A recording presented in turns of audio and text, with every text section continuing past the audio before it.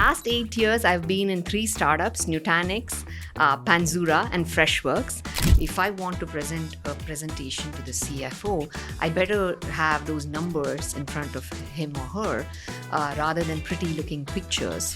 And it was a big hit. The first conference, developer conference, there were like 110 attendees and 350 plus signups, right? So absolutely, if there was one mantra I could summarize it, is doing more with less. Yeah.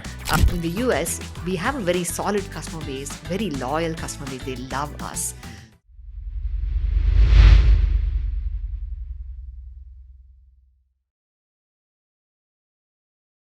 Hello and welcome to another episode of the Startup Operator podcast. I'm Roshan and today we have Preethy Padmanabhan, who is a marketing leader, and we're going to talk about various facets of marketing, what she's learned in her fantastic career of 20 plus years. Thank you so much, Preethy, for making the time. Really appreciate it. Thank you for having me, Roshan. It's a pleasure. Awesome. Yeah. So we did your podcast last week, and so it's good. I mean, I have the chance to ask you the questions now, right? So excited for this. Absolutely. I really had fun recording your podcast on my show, 10x Growth Strategies, and Right. Thank you for doing that. Awesome. So to get started, maybe it'll help to give a little bit of a background of your experience, what you've done over the last 20 plus years, so that people can kind of situate you and figure where you're coming from. So yeah. Sure. Thank you. So I'm an engineer turned marketer, right? So started out like 20 plus years ago in big companies. I was at Hughes, Cisco, and Dell for the first 10, 15 years of my career. About 8 years into my career, I got this itch. I was getting bored because I was changing a lot of technologies and I wanted to do something different. So I moved into a product management role. And that was really exciting because I was able to see what the customer needs are and then bring it back to engineering. And later, I ended up moving all the way to marketing. The last 8 years, I've been in 3 startups: Nutanix, Panzura, and Freshworks. And I also did a shift of where I worked in India for a couple of years, in Bangalore itself, early in my career. And then I moved to the US. And so I've been in the US for 22 years now. Yeah. Awesome. Yeah, so I think a few things I want to call out, especially, right? Preethy has worked in big companies like Dell and in startups as well, and high growth startups as well, Nutanix, Freshworks, folks you've heard of before, right? And she's also an active angel investor, a board member, and I'd love to understand how all of this comes to bear in the work that you do. You've seen marketing for the last 15, 20 years. How do you think it's evolved in this time? Because it certainly has changed, right? I mean, so much so that some of the stuff today is unrecognizable from, way back when. Yes, absolutely. If there was one mantra I could summarize it, it is doing more with less. Yeah. So maybe 15 years ago when I first started in marketing, it was more like a hardware software combination marketing.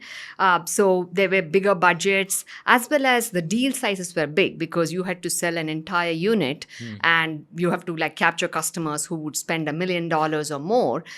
Versus now, since then, the companies that I worked for in the recent years, especially like Freshworks, it's more focused on the SaaS-based economy, ARR focused, digital marketing, a lot of focused on product-led growth. In the past, it used to be advertising and, sort of large media expenditure, but we had to move to a more nimble way of operating. Yeah. And how do you then evolve all the different facets of marketing, be it brand marketing or also product marketing? How do you make sure your message reaches the masses even while you have to do it through all these different ways of marketing? Yeah. So certainly, I think the leaders now have become more data-driven. You have to know your numbers. You have to know the ROI. There's a lot of emphasis on how do you make sure that whatever you're investing in generates the right ROI. Right. I think we've gone from suits to sneakers with respect to marketing, B2B marketing, right? Because I think 20 years back, marketing was you could call it more or less advertising or sales enablement. Yes. Pretty much, right? Where today, I mean, if you look at SaaS companies like the kinds that you mentioned, right, Freshworks, for instance, right, you demand such an active part of marketing today, Absolutely. and brand building and so many other things, right? And all of that is so specific down to the last user, Yeah. right? And it's also the user experience, right? Like, it's so integrated with the product experience. Like, gone are the days when you could put lipstick on a pig and then try to sell it. So you used to have crappy products and pardon my lingo there. We've said worse on the podcast, Okay, so sounds feel good. free. So there used to be like a time when you could actually just sell a crappy product and not get caught for it because you work at a company with a brand name. But gone are those days, right? You have to ensure that because every single dollar you have to get in has to be earned, right? Out of all the tens of thousands of free users you get on your website, to convert them to a paid user, you have to make sure that the experience is stellar, both from a product side or from an inside sales or however you're outreaching to the customer. So that's also been a very tight integration. Like marketing no longer operates in a silo on their own. They have to work with the product and engineering and all of those different teams. No, I think a lot has to do with the fact that the business model itself has changed, right? The fact that today the switching costs are down, big time, right? Because I still am, old enough to remember when you sold a piece of software and that was that, right? I mean, switching that was such a customer headache. for life. Yeah, exactly. Basically, right? I mean, you can think of the Oracles or SAPs and those kind of folks.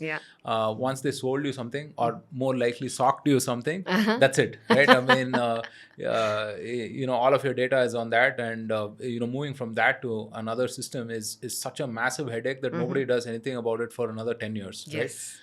But whereas today, I mean, you can cancel on subscriptions at will, right? And it's only getting more and more seamless, I would say, right? With the kind of development frameworks that we're using, with the kind of API technologies that are there, and so on and so forth, right?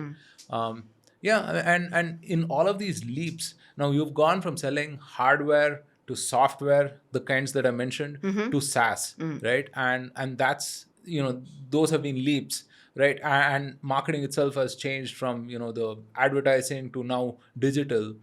In all of this, how do you stay relevant as a marketer? Because, I feel like every 5 or 7 years you have this leap forward, and it leaves behind a few people, right? I mean, you could think of maybe like a lot of the old world advertising folks who got kind of left behind by digital, right? So how do you stay relevant? Yeah, absolutely. In fact, I would even take it a step back to where, going from even a different role. In my case, it was engineer turned marketer. There might be other people who are in design who want to become a marketer, and so on and so forth.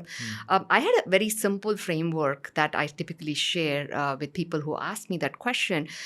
It's, if you can look at a three-legged stool, one being the depth in the technology area, two being the skills that you have as a marketer, and three is the relationship that you have with people who are in marketing. Typically, early in career, when I was early, I did not have actually, frankly, I didn't have any of them. I probably had the technology depth because I was working for Cisco. I had worked in voice technology, video technology, and security technology. So I could then use the relationships that I had built being a good engineer. And so I had those two legs, and I had zero marketing experience. So having 2 out of 3, I was able to then make the leap and then get coaching and training in the third area of marketing. But once I established that, all 3 legs of the stool, I then looked at how can I evolve myself further. And since then, in order to get a more growth in the career, I've either had to invest more in, say, a particular technology area or in a particular skill in marketing. I've spent a lot of time in product marketing. So I spent time in training myself and growing myself. Interestingly, the last 7-8 years of my career, ever since I became a leader in marketing, relationship has been the core, reason why I got hired. Most of the roles I have had, somebody told the hiring manager about me, or I had a warm handshake with that person who was hiring. And even if I did not have the technology, for example, I had no SaaS background when I joined Freshworks. I only had enterprise software and hardware background, but they wanted to hire me because I came through a warm handshake, as well as I had the marketing chops, right? So they were able to bridge that gap. So I've always found that relationship is very important. And as young marketers, you lose nothing by investing in relationship. Go and talk to those leaders, right? They're also human beings. That's one thing I had to learn the hard way, that to go and talk to directors or VPs in the company and make it useful for them, see how you can pay it forward. So I've always helped other leaders in the company by championing their cause, whatever it might be, and in return they have mentored me. Yeah, fantastic. I really love that framing, right? I would perhaps, add domain expertise, right? Which is that if you're selling to, let's say, banking, your understanding of the way, banking works helps immensely, right? Your understanding how insurance works, or, pharmaceuticals or whatever else, right? It helps immensely, especially if you're an enterprise SaaS person, right? Absolutely. How does one develop these relationships? If a marketer maybe 3 or 4 years into their career is sort of listening to this, what are the 2 or 3 things that they can do to build better relationships? Yeah. So first thing I would say is set a goal for yourself, right? Unless you know where you want to go, it leads to nowhere. So before you start building your relationship, say if you wanted to go towards an AI role or work in an AI company, for example, or a health tech company or a financial services company like you talked about, figure out like what you want to do, and then on you figure out like what are some of the locations or events that these speakers are going to be speaking in, and you go attend the events and start talking to them, follow up with these speakers. That's what I had to do, right? I used to go to events that were hosted by AI forums like Meetup.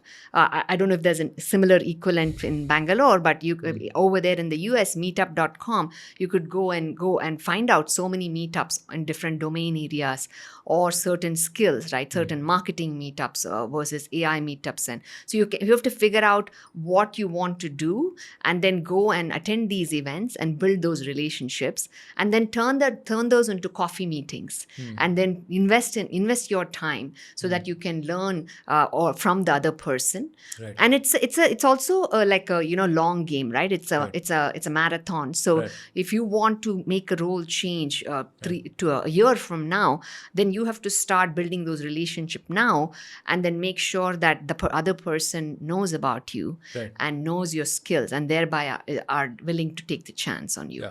So I would say it has to be both a push and a pull, right? One, I think, figure a way to be useful to people, right? Find people who matter and figure a way to be useful. And this could be, you are doing maybe some scut work for them, whatever it is that relieves them of time, effort, right? So that they're grateful for you and may perhaps return a favor whenever that comes upon, right? And the second is, be the kind of person that people want to associate with. I mean, that is what you would call personal branding, I suppose. Yes, right? Absolutely. In fact, I have stories on both of those things. Right. So the first time I was an engineer, it was a catch-22 when I wanted to move from engineering to product marketing, right? And at the time at Cisco, product marketing was both combination of product management, inbound and outbound, and product marketing. So I didn't have any skills there. So I went and told like so many directors, like, give me the worst project nobody wants to do and I'll do it for you. Right. So I ended up doing 5 different things. I ended up doing a competitive analysis for one team, a requirements gathering for one team, some customer. I even went and signed a customer as an engineer for the company. And as a result, that really helped one of those see the potential and refer me to an opportunity, right? So absolutely agree, right? You go and be useful for these folks, and good things happen when you sow Yeah. those seeds. And then the second, personal brand. I think I may have like waited too long to on that personal branding aspect. Maybe because even I had little bit of doubts about myself, and it happens to Yeah. everybody, right? Oh, We have it's that fairly imposter common, right? I mean, you syndrome. always have an imposter syndrome. Exactly. Whatever level you are, that's Yeah. something I want to share because, people need not feel that it's only happening early career. It can happen at any level. Yeah. So I did not invest in building a brand until about 5 years ago. And at that time, I attended some workshops where I learned how to build my brand, and I launched my podcast during COVID, right? Right. Early time of 2020. And that has really helped me build my brand. Every time I meet someone, they don't care where I work. They just want to know about the podcast, Yeah. like the 10x growth strategies, and they love it, right? And Yeah. and I'm getting so many people Yeah. come and tell me, oh, I listened to this episode, I really liked it, and it Right. makes you feel that whatever you're putting out is actually making a difference, right? Right. So Right. I've learned that, and you can do podcast is one way. Yeah. You can do like there's so many other short forms of content you can do, like Yeah. continue regular tweeting or Yeah. micro blogging. There's so many different ways to build a brand. Yeah. Here again, I mean, I want to give a shout out to the 10x Growth podcast. Definitely check it out. I think it's a very interesting format, right? Where you invite, senior leaders, professionals, etc., to talk about a book that they really loved and dive deeper on that. I really had fun. I think it's a very, very interesting format. It's funny, I mean, I was having the same conversation this week where, so for Q3 OKRs, what we're doing is we're trying to pick one out of the box item that each person can do. This is just so that people can think outside the box, right? Yeah. I mean, because otherwise, I mean, BAU means that you get redundant at some point of time, right? Because you're just not doing, you're not thinking beyond what you have to do today. Yeah. So one of my team members, right, said that their aim is to be a founder someday, and they'd like to learn more about product and engineering, right? And so I said something similar, that hey, that is your perspective and you want to do that. Why do you think an engineer or a product manager would like let you shadow them, right? So how are you adding value to them? So figure that. If you answer that, then the rest of it is just reciprocal, right? Basically. Absolutely. Yeah. And I think the podcast is also such a low hanging fruit. I feel like whatever you are, whether you're a marketer or whoever, right? I mean, in fact, it's funny. I was like, there is a lawn. What do you call those folks? I mean, the landscaping guys, I suppose. Yeah. There's a landscaper on YouTube who has about maybe 3 million followers. Wow. Right? And he does this thing where he just goes to really messed up yards and promises people to kind of clean that up for free. Right? And he does a before and after of that. And amazing, right? I mean, if he can sort of amplify all of his work through media and so on, right? I mean, then surely as marketers, you can do that Absolutely. as well. So it's such a low-hanging fruit, I think. It's something that everyone should really explore, right? One of the things that we're noticing now, and we spoke about this briefly before we started recording also, is that we're finally learning how to sell and market ourselves, right? When I say market ourselves, I mean our products and so on. So 40, 50 years back, the software revolution, Infosys, TCS, Wipro, all of these folks figured how we can, do all of this outsourced work, right? How can we build products at the back end? And over the last 15 years, 20 years, the likes of Zoho, Freshworks, and so on have taught us that we can productize some of this stuff and sell it to the world. I feel over the next 5 to 10 years, it's for us to like pick up on all of the marketing stuff and really build global brands, right? So any advice on that? I mean, if it's an Indian founder who's considering, building a product for the world and not just for India, what are some 2 or 3 things that they should keep in mind? Yeah. No, I think you bring up a very good point. In fact, I'm part of an accelerator called Falcon X.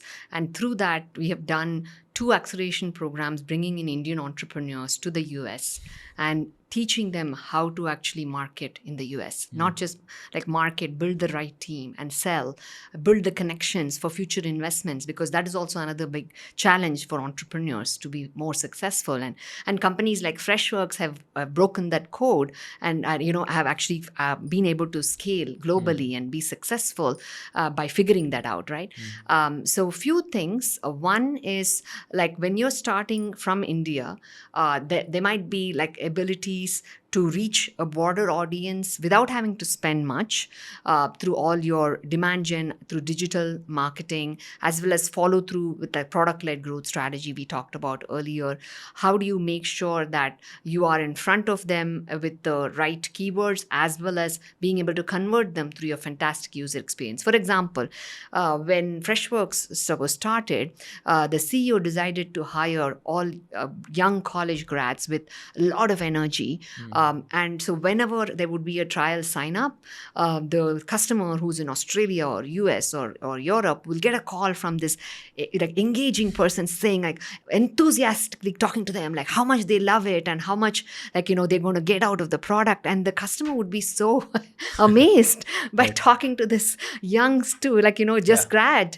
And that was like such a big, most of the customers even now like talk about how engaging some of the inside support has been, all the way right from Chennai, right? The 24/7 support that's been provided. So make that experience stellar for the customer, make it a wow moment for them, right? That's very important, because in the beginning you're not going to have the enough money to go and splurge on all the campaigns, right? So that's one thing. And secondly, at the right time, like say in the first 3, 4, 5 years of your company, you're able to build the business to a 10, 20, 30 or $50 million business. And at that time, you're able to then invest more and you're able to go direct sales and say you choose a couple of geographies, Europe and US.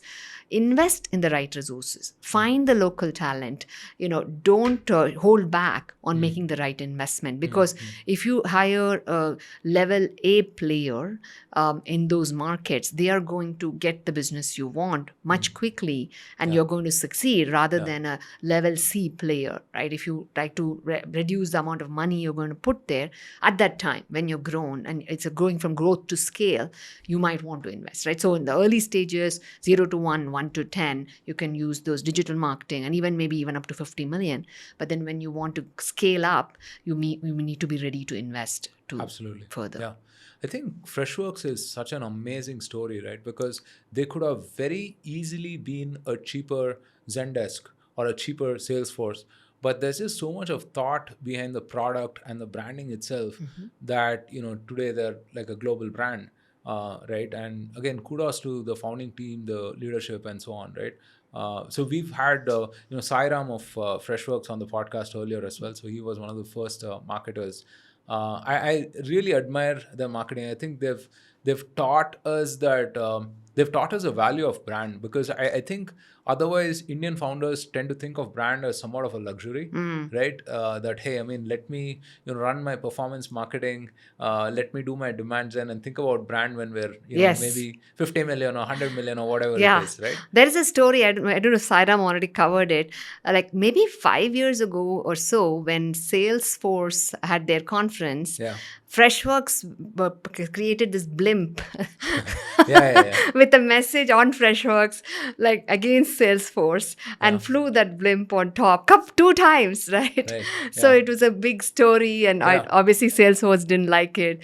They still didn't know who it was, but it created such a big story. Yeah, fantastic. I mean, to be able to take on the behemoth in SaaS, right? I mean, that's a great story, I would say.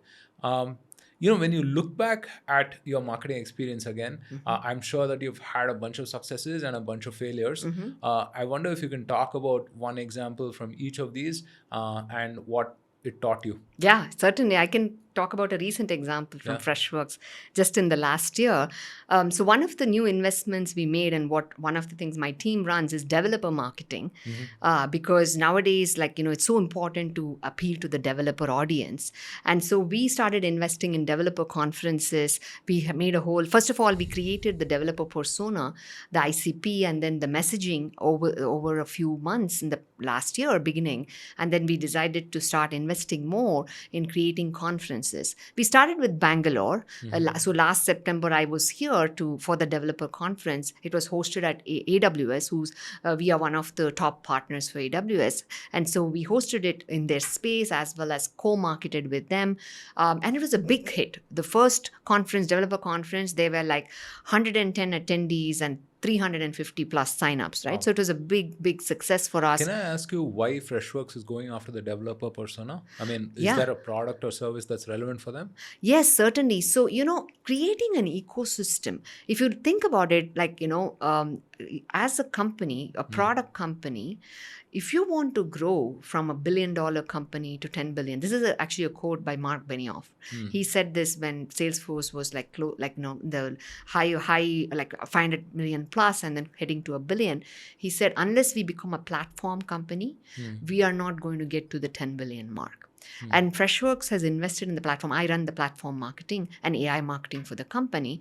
So about 4 or 5 years ago, Freshworks decided to invest in building the platform. Okay. Right? One being the shared services that go across all the different products like analytics and AI and others, as well as the ecosystem, which is the marketplace, a thriving, developer platform so having those apps being produced. And so we needed a lot of top-notch developers to come and build and sort of brand with us so that they can then become successful on top of our platform. Right. Yeah. So something similar to the Salesforce economy, where they have the app exchange and they have the developer ecosystem, something Exactly. to that effect, right? Exactly. Where people are not just reselling Freshworks, but they're also building on the Freshworks platform and customizing Freshworks for the needs of many diverse businesses. Exactly. Yeah. So talking about the success and Yeah. failure, so the developer conference in Bangalore was a massive success, and all the leaders, including our CEO, was a keynote speaker, and he loved it. So we then decided, okay, let's go now replicate it in San Francisco. So in November of last year, we said, okay, we're going to host it again in AWS startup space in San Francisco. And we had planned for like 75 people. Okay. And we ended up only getting 20 people out there. Okay. Right. I think it's a combination of multiple things. Like people were a little more averse to coming out of the COVID scenario. And the fact was AWS was sharing that even other events that they ran had similar response. And so we sort of used the same formula for 2 different locations. We needed to have thought about how we have to adapt for the new area. So this time around, we learned from it and we went after our customer base, because Freshworks is still building a brand in the US. We're very popular in India and Asia. In the US, we have a very solid customer base, very loyal customer base. They love us. So through them, we went after all their customer developers as well as, the partners partner network we have. And that's how we made it more small group. We said, let's make it like 25 people events. Let's not try to do one big event in SF with 400 people. Let's do it in 3-4 different cities. And we meet like 20 people in each city. And it was great success, right? Seattle, we had close to 20 people. Dallas, we had 35 people. We're going to continue the same approach for US. So that was the whole learning, wherein you have to always tailor your marketing approach. And that also holds good for industry marketing, right? That's one thing we had to do at Nutanix, where we had to tailor for healthcare a different marketing versus for retail and manufacturing or public sector. It was all completely different. Right. Yeah. I think one thing that I constantly remind myself is that you're only as good as your last campaign or last thing that you did, right? So that kind of frees me up also to have a bit of a fresh mindset on the campaign itself, right? Because and not just rely on everything that's worked before and simply replicate it. I think that's very important as well, right? In your role, you get to overlap a lot with the leadership, and their priorities and your priorities may not always be the same, right? So let's say, I mean, you're talking to your CRO or someone of that sort, right? How do you sort of align both your priorities? How do you make sure that what you're doing is again a priority for them, and so on? Yeah, I mean, it simply comes down to knowing your audience. That works all across the board, be it a customer or a senior leader in the company. If I want to present a presentation to the CFO, I better have those numbers in front of him or her, rather than pretty looking pictures. Versus if I'm going to a Yeah, design leader. CFOs don't like pictures, right? Exactly. I mean, some may, we can't generalize, but But numbers over graphics. numbers over graphics, right? Even if it's a picture, put numbers on it, right? Right. So, and then same thing with the CRO, like how to help them retire their quota. Right. That's always going to be top of mind. And how is it going to make them more effective sellers? Yeah. How is it going to help their team complain less? In fact, one of the things, like a month ago, we had some meetings with the SE leader, and one of the things they talked about that now his team has started complaining less about some of the platform services. Right. So he's happy. Like he's like, okay, it's working. As Right. long as my team doesn't complain to me, I know Right. things are good. Right. So you got to really understand like what are their priorities and make sure that you are presenting it that way. Yeah. No, it's again a very important point. I mean, something that's so obvious, but we rarely sort of figure in this, right? Because oftentimes it's all about my work and my objectives and my KRA and my priorities. I mean, when you're talking to someone, even your finance folks, right, you have to kind of understand where they're coming from, and also understand that they play an important part in this whole machinery that's required to run this business. Yeah. Right. So it's very, very important to empathize with where they're coming from. I Yeah. think that is super important. What are some mistakes, like common mistakes that people make, right? I mean, marketers make, and I'm sure that we both of us would have made such mistakes as Yes, well. But absolutely. Yeah. what do you think are the most common mistakes marketers make? Yeah, I believe marketing is a very unique way of art and science. That you have to combine like that. There's that whole creative approach, Yeah. as well as the ROI data-driven based approach that you have to bring it together. So rotating on either side can cause a lot of issues. You might end up investing in the wrong things as a marketer, and unfortunately, with marketing, like they say like the life of a marketing CMO is about a year or a year and a Yeah. half. It's right? the lowest, what do you say, average stint or something of that sort. Exactly. Yeah. Right. Especially As it is, a CXO stint is on average less than 2 years. Yeah. And within that, I think the CMOs are the most, volatile. Exactly. Right. So you have to constantly, have an eye on the ball, and Yeah. then so there's very limited, space for error, right? So that's the challenge. So how do you maintain your ability to stay calm? Like one of the things I do is I meditate. Right? I as you know, this week I'm on a meditation retreat Right. Until yesterday, and it helps me really stay grounded. It helps me connect with other people, and they're in a different wavelength, right? Rather than coming from a space of being agitated or having to prove myself, I go from a space of how can we make this a win-win. Yeah. So that has been some of the ways by which I have really looked at it a different angle, right? Combining that creative and the data-driven approach. Yeah, I think it's again a very important point, right? Which is over-indexing on one or the other, right? It's an art and a science. Yes, you need the numbers and you need the ideas, right? Either over-indexing on the numbers and saying that you'll only do what dashboards and spreadsheets will tell you to do, or going off on a whim and doing all of the half-baked ideas without validating them, right? Either of these are suicidal for any marketing campaign, I would say, right? Yeah.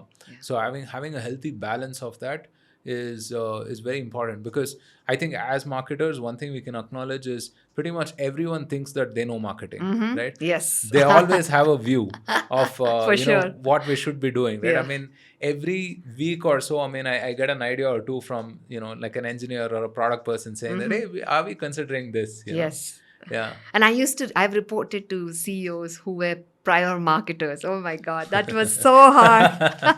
Yeah. So that's an interesting one, right? Because uh, uh, so I've spoken about this to Sairam as well, that Mm-hmm. would you rather that your CEO was a former marketer or that they had no clue about marketing? Which one of these? Well, I think if they were marketing friendly, that would be the ideal scenario. Oh, that's perfect. Yeah. Yeah, Yeah. exactly. So, So they know about marketing, but not so much that, they're going to micromanage the hell exactly, out of you, right? exactly. Yeah. Yeah, Yeah. yeah, Yeah. yeah. So, if again, I go back to that person who's a couple of years into their career in marketing, Mm-hmm. they're listening to this podcast and they want to plan their career, right? Mm-hmm. So they want to, let's say, plan the next 15, 20, 25 years of their career. Um, how should they think about it? Yeah. Yeah, certainly be ready to explore, right? It's so important. That's one thing. The explore mindset is what helped me get to where I am. I used to be very curious. I would never say that, oh, if I spend 10 years in this job, then I will get to a director level or VP level. I never thought that way. For me, it was about learning, exploring. And so I did a lot of lateral moves. I actually changed a lot of different roles too. For example, I was in sales operations for a year too. I went and tried that out too. And I ended up bringing a lot of marketing frameworks into that. And it was really valuable for me to learn about how sales runs and bring it back to marketing.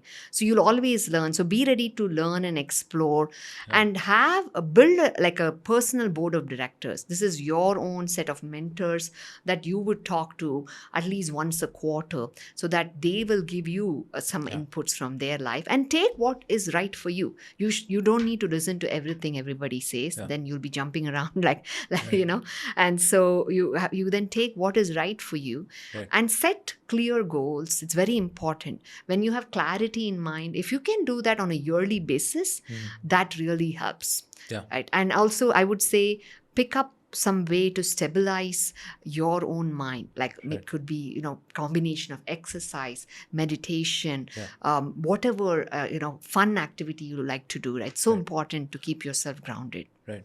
Yeah, I think, you know, the wrong question is sort of asking how much time would it take for me to be a VP of marketing or a Exactly. CMO of marketing, right? Or CMO rather.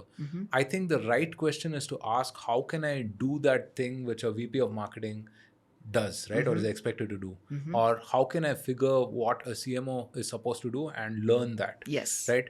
It's always work before titles, right? And make it so obvious that, the title is incidental. Yeah. Not to say that, you don't have to work towards it. I mean, I'm sure that you have to do what you have to get those titles as well. But I always say, you have to do a manager's work before you become a manager. You have to do a VP's work before you become a VP. And if you're confused about what these folks do, I think you should just talk to people and figure it out, right? Because there's just so many of these folks who are happy to, help and share, like Preethy, for example, right? So, and to add to that, actually, while you were speaking, I remembered one point that I heard from one of my mentors is like, figure out how you can help the company make more money. yeah, exactly. If you can actually help them, then they are going to want you to take that initiative and run with it, right? That was a big learning for me, like for me to break into from a senior manager to a director, which was one of the toughest breaks for me, right? And so it's almost like getting into a leadership level. So I had to really help make like double the revenues for the company in order for me to get there. Fantastic. Yeah. All right, Preethy, before we let you go, I'm going to flip the question back to you.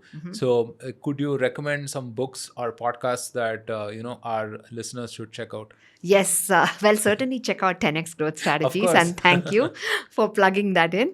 I would also say one of my favorite podcasts is Masters of Scale. Oh, yeah. Reid Hoffman. Yeah. And a couple of books that I love. One is Growth Mindset by Carol Dweck, and two is Leadership and Self-Deception. The Leadership and Self-Deception is one of the books. Even our CEO had read and recommended it to all of Freshworks. I had my whole team read it at that time, and they got so engrossed in it that some people recommended it to their own friends and family. It's such an amazing read. It's only 120 pages, very small read, but very effective for life and for career. Awesome. I'm going to check those out. Yeah. So thank you again for making the time, Preeti. It's so easy talking to you. And thanks so much for sharing your wisdom and your insights. I'm sure that our listeners will, reflect upon these and use them in their career. So thank you so much for making the time again. Thank you for having me, and thanks for listening. Thanks, folks. Thank you for tuning in, and I'll see you on another episode of the Startup Operator podcast. If you like the content, don't forget to like, share, subscribe, all of the good stuff. You know what? I'll see you on another episode with another fantastic guest. Thanks.